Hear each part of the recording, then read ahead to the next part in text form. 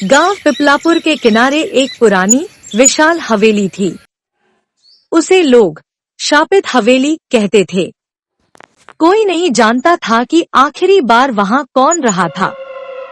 सिर्फ कहानियां थी, भूतों की, गुमशुदा खजाने की और उन लोगों की जो वहां गए लेकिन कभी लौटे नहीं।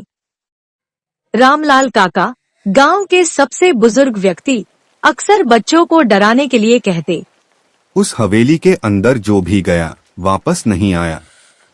रात में वहां से अजीब आवाजें आती हैं। दरवाजे अपने आप खुलते बंद होते हैं और कभी कभी कोई परछाई दिखती है। गांव वालों ने हवेली को एक शापित जगह मान लिया था। भाग 2, अर्जुन का जिज्ञासु मन। अर्जुन, एक 22 वर्षीय लड़का जो इतिहास का छात्र था, छुट्टियों में अपने दादा दादी के पास गांव आया था। जब उसने हवेली की कहानी सुनी तो उसकी जिज्ञासा जाग उठी। उसे रहस्यों को सुलझाने में मजा आता था। एक दिन उसने गांव वालों से हवेली के बारे में और जानकारी लेनी चाहिए, लेकिन सबने मना कर दिया। रामलाल काका ने चेतावनी दी, बेटा, वहां जाने की मत सोचना। कई साल पहले राजा विक्रम सिंह का खजाना वहीं कहीं छिपा बताया जाता है, लेकिन जो भी उसे ढूंढने गया वापस नहीं आया। लेकिन अर्जुन के मन में अब ठान लिया कि वह इस रहस्य को सुलझाएगा। भाग 3, हवेली के अंदर। अर्जुन ने रात के समय हवेली में जाने का फैसला किया। अपने दोस्त रवि के साथ वह एक टॉर्च और रस्सी लेकर निकल पड़ा।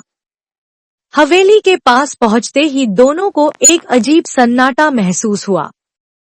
दरवाजा हल्की सी धक्का देने पर खुद ही खुल गया। अंदर घुसते ही उन्हें धूल से भरा एक बड़ा हॉल दिखा, जहां पुराने झूमर अब भी लटक रहे थे। चारों ओर मकड़ियों के जाले थे और लकड़ी की फर्श चरमरा रही थी। भाग 4, रहस्यमयी संकेत। अर्जुन और रवि धीरे धीरे हवेली के अंदर बने।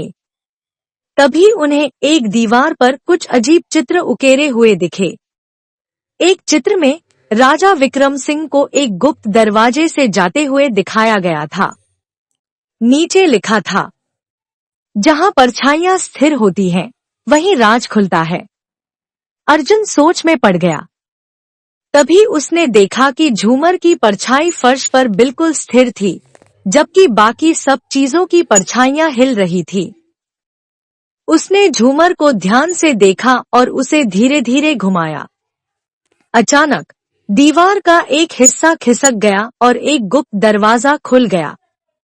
भाग 5, गुप्त तहखाने की खोज। अर्जुन और रवि गुप्त दरवाजे से नीचे उतरे। यह एक तहखाना था, जहां कई पुराने संदूक रखे थे।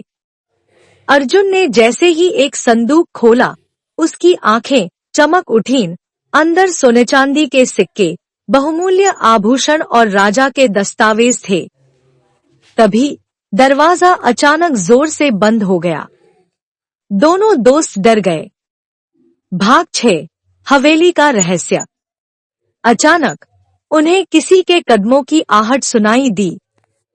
एक गहरी, धीमी आवाज गूंज उठी, तुम्हें यहाँ नहीं आना चाहिए था। अर्जुन ने हिम्मत जुटाकर पूछा, कौन है वहाँ? तभी एक धुंधली परछाई बनती हुई दिखी। एक बूढ़े व्यक्ति का चेहरा उभरने लगा। मैं राजा विक्रम सिंह का वफादार सेवक हूँ। यह खजाना राजा ने अपने वंशजों के लिए रखा था, लेकिन लालच के कारण कई लोग इसे चुराने आए और इसी हवेली में कैद हो गए। अर्जुन ने जवाब दिया, हम कोई चोर नहीं हैं, हम तो बस इस रहस्य को सुलझाने आए हैं। भाग 7, बचने का रास्ता। बूढ़े सेवक ने कहा, अगर तुम सच में ईमानदार हो तो इस पहेली को हल करो। वहां एक पत्थर की पटिया पर कुछ संकेत लिखे थे। 5 दरवाजों में से एक ही सही है। जहां सूरज की किरण कभी नहीं पड़ती, वहां से ही मुक्ति मिलेगी। अर्जुन ने चारों ओर देखा और पाया कि 4 दरवाजों के पास हल्की धूप थी, लेकिन एक दरवाजा बिल्कुल अंधेरे में था। उसे समझ आ गया कि सही रास्ता कौन सा है। भाग 8 विरासत की खोज और अंत। जैसे ही उन्होंने वह दरवाजा खोला, बाहर का रास्ता मिल गया। लेकिन जब उन्होंने मुड़कर देखा तो बूढ़ा सेवक और खजाना दोनों गायब थे। अर्जुन और रवि वापस गांव आए और सबको पूरी सच्चाई बताई। सरकार को सूचना दी गई और इतिहासकारों ने इस रहस्य की जांच शुरू की। अब हवेली को गुप्त विरासत संग्रहालय बना दिया गया और अर्जुन को